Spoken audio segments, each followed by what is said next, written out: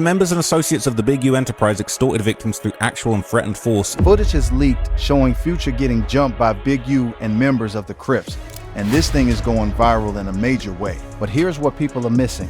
That footage ties back to an alleged extortion, a Grammy-winning artist who stopped picking up the phone, and a federal racketeering case that is still playing out in court right now. There is a lot more underneath this than a viral clip. Stay right here because we are about to get into all of it. But real quick, if you're serious about winning in the rap game, I put everything I know into one ebook. I'm talking how to actually grow an audience from zero, how to get labels reaching out to you with deals, and even how to get paid in this industry without ever touching a mic. And nah, it's not too late. People love to say the wave passed. It didn't. New artists and new hustlers are blowing up every single day. And the ones eating are the ones who started now instead of waiting. It's only $39. That's a few cups of coffee for a blueprint that can change how you move in this game forever. Links in the description bio. Go grab it. Then let's get back to the video. Yo, what's good, fam? Today we are breaking down the leaked footage of Future allegedly getting jumped by Big U and members of the Crips, who Big U really is, what federal prosecutors say actually went down, and why this story is way bigger than the clip alone. Let's get into it. But here's where it gets real. To understand what is actually happening, you have to understand who Eugene Henley Jr., known to the entire world as Big U, actually is. Because Big U is not a figure who appeared out of nowhere. He has been a pillar of South Los Angeles for decades, operating simultaneously in worlds that most people would consider impossible to occupy at the same time. On one side, he built a genuine reputation as a community activist, running an organization called Developing Options that was specifically aimed at reducing gang violence in Los Angeles. He became a recognizable face at anti-gang events, gave interviews about steering young men away from the streets, and cultivated relationships with politicians, celebrities, athletes, and entertainment executives who publicly respected the work he claimed to be doing. He was photographed at industry events, charity galas, and community gatherings alongside some of the most recognizable names in hip-hop and sports. That public image was polished, credible, and for years went largely unquestioned. On the other side, according to federal prosecutors, he never stopped being one of the most influential figures within the Rolling 60s neighborhood Crips, one of the largest and most historically significant street gangs in Los Angeles history. That dual identity is exactly what made him so powerful. And it is exactly what federal investigators say allowed him to build what they describe as a mafia-like criminal enterprise that operated for years largely in plain sight. Now, this is where we got to address the federal case itself, because it is the foundation that everything else is sitting on. Big U was taken into federal custody in March of 2025 after prosecutors filed an initial racketeering complaint that described him as the head of what they called the Big U enterprise. That complaint was already enormous. It alleged murder, kidnapping, robbery, extortion, human trafficking, and financial fraud. Investigators described an organization that used his stature and his long-standing association with the Rolling 60s to intimidate businesses, exploit individuals, and generate money through a range of criminal schemes that stretched across multiple states. The initial charges alone were staggering, but prosecutors did not stop there, because in July of 2026, a federal grand jury returned a second superseding indictment that added 7 additional felony counts and dramatically expanded the picture of what the government alleges this enterprise was doing. Among the new charges were solicitation to commit a crime of violence, 2 separate counts of witness tampering, trafficking conspiracy, wire fraud, and pandemic relief loan fraud. And buried inside that superseding indictment, alongside all of those explosive new allegations, was a detailed account of what investigators say happened to a Grammy-winning recording artist at Los Angeles International Airport. The indictment did not name the artist directly. Instead, prosecutors identified the individual using initials, NDC, which stands for Nevadius Damoon Cash, the legal name of the artist the world knows as Future. The Los Angeles Times confirmed the identification publicly, and the moment that confirmation circulated, the airport allegation became the single most discussed portion of an already massive federal case. Because Future is not just a successful rapper, he is one of the most influential artists of the last 15 years, a figure whose impact on the sound, style, and culture of hip-hop is genuinely difficult to overstate. So when his name appeared in connection with a federal racketeering investigation involving one of Los Angeles' most notorious alleged gang leaders, the reaction was immediate and overwhelming. So check it.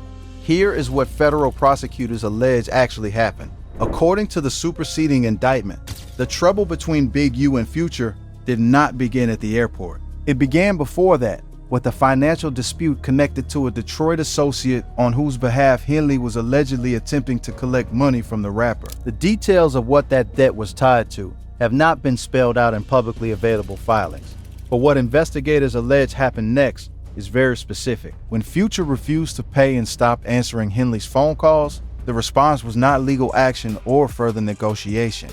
According to prosecutors, Future was stomped out by Henley and his associates. That phrase, stomped out, carries a very specific meaning in street language.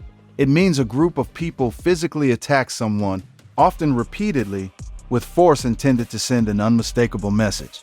That alleged assault was only the first part of what prosecutors describe as a two-part act of intimidation, because days after that alleged assault, the indictment claims that Henley and his associates chased Future through Los Angeles International Airport in a second attempt to collect the money owed and to make sure the message had landed. Investigators characterized both the assault and the airport confrontation as acts carried out in furtherance of the broader racketeering enterprise, meaning this was not a personal dispute that got out of hand. According to the government, it was business, violent, organized, and deliberate. Real talk, the phrase getting jumped is what detonated the story online. Because when bloggers, podcast hosts, and content creators started summarizing those federal allegations in their own words, they reached for the most direct and visceral language available: getting jumped. And those two words spread at a speed that the longer, more legally precise description of alleged assault and airport confrontation could never match. Within hours of the superseding indictment dropping, those words were everywhere. On YouTube, creators were uploading reaction videos before most people had even read a single paragraph of the actual legal filings. On TikTok, clips were getting stitched and duetted by the thousands. On Instagram, every major hip-hop page was reposting the headline.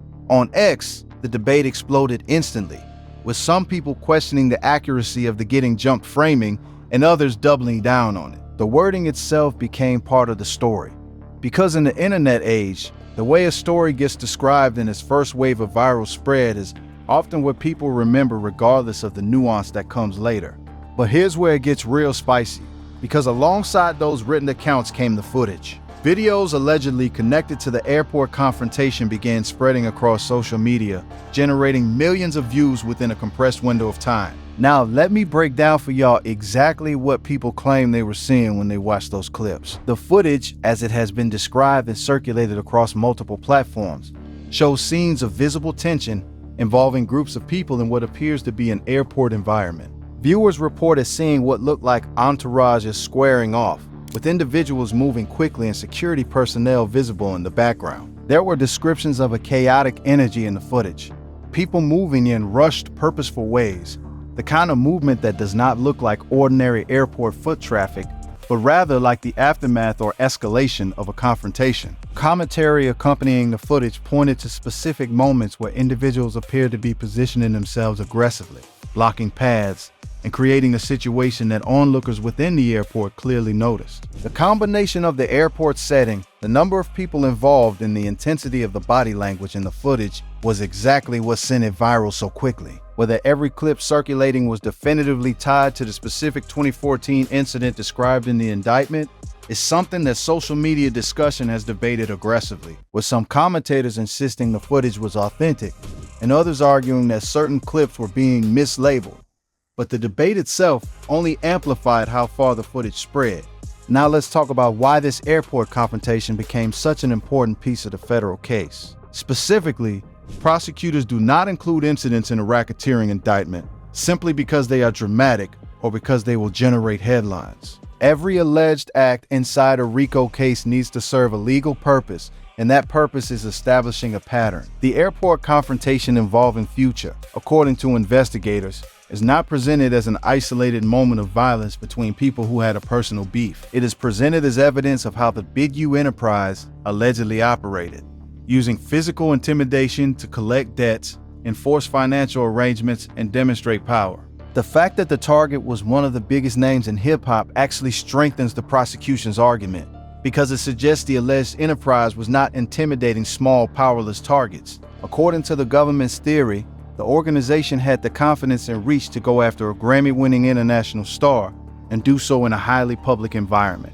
Let me break down for y'all who Future actually is, because for anyone who needs that full picture, the background matters here. Nevadia's Damoon Cash grew up in Atlanta's Kirkwood neighborhood, a community that shaped not just his sound, but his entire approach to music and to life. He came up through the Atlanta mixtape circuit in the early 2010s, building a following through a relentless output of projects that combined melodic delivery with auto-tune in ways that nobody in mainstream rap had heard before. He was dropping projects constantly, building buzz organically, and creating a lane so distinct that it became impossible to ignore. By 2014, the year the airport incident allegedly occurred, Future was not just a rising star, he was already a dominant force. His mixtape series had established him as one of the most talked about voices in the game. His collaboration projects were charting, and his influence on younger artists was already becoming obvious to anyone paying close attention to where rap was heading. In the years that followed, he would cement his status as a cultural cornerstone of modern hip-hop with platinum albums, record-breaking features, and a style that shaped an entire generation of artists who came after him. Any alleged confrontation involving someone at that level of celebrity guaranteed a level of public attention that a similar incident involving a lesser-known artist simply would not have generated.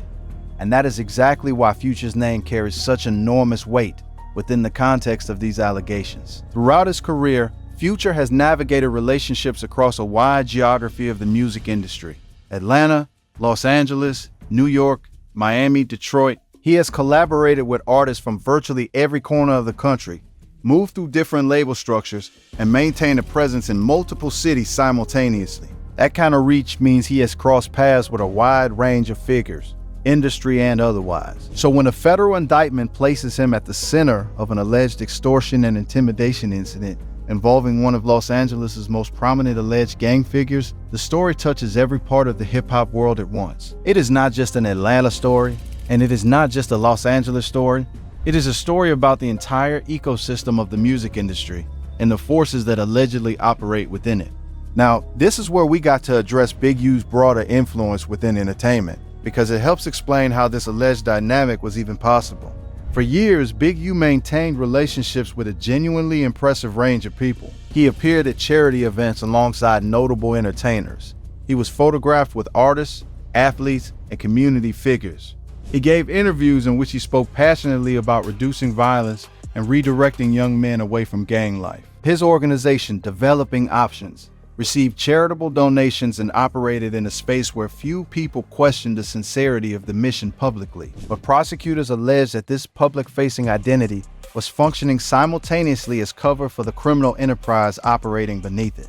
The indictment specifically accuses Henley of embezzling funds from a federally funded anti-gang charity, meaning, according to the government, money donated to reduce gang violence was allegedly being funneled into the very criminal enterprise that was perpetuating it. That level of alleged hypocrisy, if proven, is what makes the case so striking beyond just the street drama elements. The real kicker, though, is the setting of the airport confrontation itself, because it adds a dimension to the story that purely street-level incidents do not have. Los Angeles International Airport is one of the busiest airports in the world. It is covered wall-to-wall in surveillance cameras. It is staffed by airport security, TSA personnel, law enforcement, and private security contractors. It is a location where thousands of travelers, employees, and bystanders are present at any given moment. For someone to allegedly conduct a confrontation in that environment, chasing someone through their space, suggests either an extreme level of confidence in their ability to operate without consequence, or an extreme level of urgency in delivering a message, or both. Investigators clearly found the airport location significant because it underscores the alleged organization's willingness to operate openly and aggressively, even in environments with maximum visibility and maximum security presence. So check it. This brings us to how the airport incident fits inside the full architecture of the federal racketeering case. RICO prosecutions work by establishing that multiple criminal acts committed over a period of time were all carried out in furtherance of the same criminal enterprise. The Big U enterprise, as described by federal prosecutors, allegedly committed acts of murder, kidnapping, robbery, extortion, human trafficking, sex trafficking, financial fraud, pandemic loan fraud, charity embezzlement, and witness tampering, with the alleged attempt to have a federal witness killed or seriously injured occurring as recently as June 10, 2026, while Henley was already sitting in federal custody. That last development is one of the most dramatic in the entire case. According to the superseding indictment, Henley allegedly asked fellow inmates to describe the layout of a housing unit where he believed the witness was being held, and then offered to pay 2 inmates to kill or harm that person before they could testify. If that allegation is accurate, it means the alleged criminal enterprise did not stop operating the moment its leader was arrested. It allegedly continued to try to reach out and eliminate threats to its survival even from behind bars. Now, this is where we got to address how the hip-hop community responded when the full scope of these allegations came into focus. Artists, podcast hosts, DJs, music journalists, and fans did not agree on what to make of it. Some took the allegations at face value and discussed the implications immediately and loudly. Others were more cautious, noting that in a federal RICO case, the indictment reflects the government's allegations and not proven facts. Plenty of commentators fell somewhere in between, acknowledging the seriousness of the charges while noting that the trial is not scheduled until February 2027, and that everything on the table right now is an accusation. What almost everyone agreed on is that the case is significant beyond normal hip-hop news, because the reach of the alleged enterprise, the identity of the alleged victims, and the nature of the charges combined to make this one of the most substantial federal cases ever built around figures connected to the music industry. Podcast episodes dedicated entirely to breaking down the indictment racked up millions of streams within days. Veteran hip-hop journalists who cover organized crime and street culture spend hours on air walking listeners through each allegation. Younger content creators who had never previously covered a federal racketeering case found themselves deep in legal filings trying to explain superseding indictments and RICO statutes to audiences that were hungry for clarity. The story created an entire secondary wave of educational content simply because the legal mechanics behind it were unfamiliar to most people who follow rap but had never tracked a federal organized crime prosecution before. The story spread internationally for the same reasons it dominated domestically. The elements of the case translate across cultural and language barriers. A globally famous rapper, an alleged gang leader operating behind a charitable front, airport drama, a federal murder charge, and a murder-for-hire plot allegedly conceived from inside a jail cell. Entertainment media in Europe, Asia, Latin America, and Australia all picked up the story within days of the superseding indictment dropping. Because Future is not just an American celebrity, his music has reached audiences on every continent, and any story involving him at this level of intensity carries guaranteed international interest. UK music outlets that normally cover grime and Afrobeats carved out space for the story because of how well-known Future's catalog is across the Atlantic. European hip-hop publications that rarely cover American street politics ran detailed explainers on the rolling 60s and the history of RICO prosecutions within the entertainment industry. In Latin America, where Future's cross-genre collaborations have built him a loyal following, the story was framed not just through the lens of street culture, but through the lens of what it reveals about the American music industry's relationship to organized crime. The global reach of the coverage was itself a reflection of how globally significant Future has become as an artist, and it ensured that a federal case filed in a California courthouse carried weight far beyond the borders where it will eventually be decided. But here's where it gets interesting on a deeper level. The reason this controversy keeps generating discussion months and now years after the initial headlines is that the legal case keeps moving. Every new court filing, every scheduled hearing, every development in the evidentiary process brings journalists and commentators back to the same core allegations, including the airport confrontation, because in a RICO case of this magnitude, with over 1 million pieces of evidence and 7 co-defendants, developments are constant. The February 2027 trial date means there are still months of pretrial hearings, motions, evidentiary battles, and potential plea negotiations ahead. Each of those moments gives media outlets a reason to revisit the airport incident, to revisit the broader question of what the Big U enterprise actually was and who it actually reached. The impact on how both men are perceived publicly is something that cannot be separated from the ongoing legal proceedings. For Big U, the federal case has forced a fundamental reassessment of everything he represented publicly for years. The anti-gang activist identity, the community leader narrative, the music industry entrepreneur framing, all of it now exists under the shadow of prosecutors describing him as someone who allegedly exploited all of those identities as cover for organized crime. For Future, the situation is different. He is described as a victim in the federal filings, not a defendant. But any association with the federal racketeering case at this scale inevitably creates questions that follow an artist's public image regardless of what the legal documents actually say.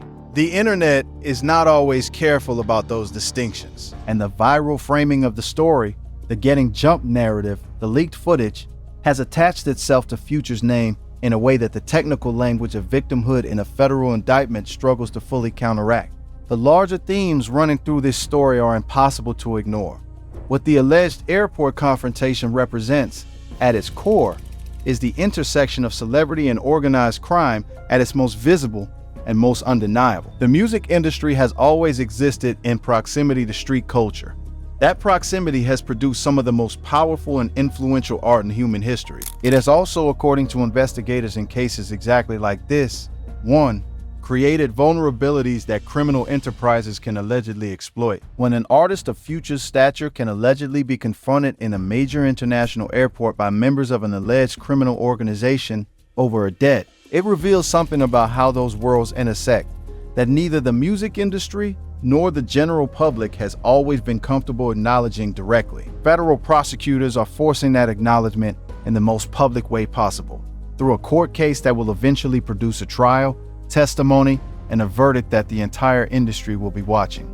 Real talk, when you pull back and look at everything together, the story of the viral footage, the federal indictment, the airport confrontation, and the alleged enterprise behind all of it becomes one of the defining narratives in hip-hop for this era. It started with clips spreading online. It expanded into federal court filings, revealing a level of alleged organization and violence that went far beyond what most people would have imagined. It touched one of rap's most recognizable names as a described victim.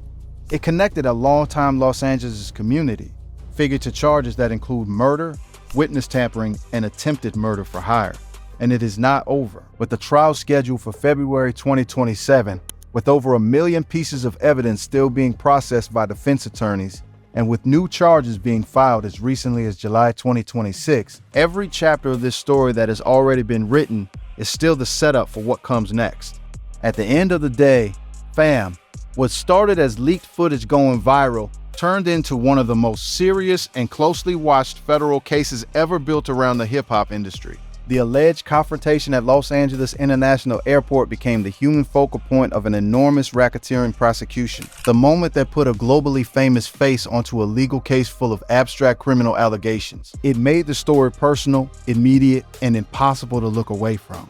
The combination of celebrity, organized crime, airport drama, and federal prosecution created a news event that crossed every boundary, genre, geography, and platform. And as Eugene Henley Jr. now sits in federal custody, facing potential life in prison, with a trial still months away and new allegations still being added to an already massive case, the airport incident involving Future remains exactly what federal prosecutors intended it to be: evidence of the reach, the boldness, and the alleged operation of an enterprise that prosecutors say used the world of hip-hop as both a shield and a hunting ground.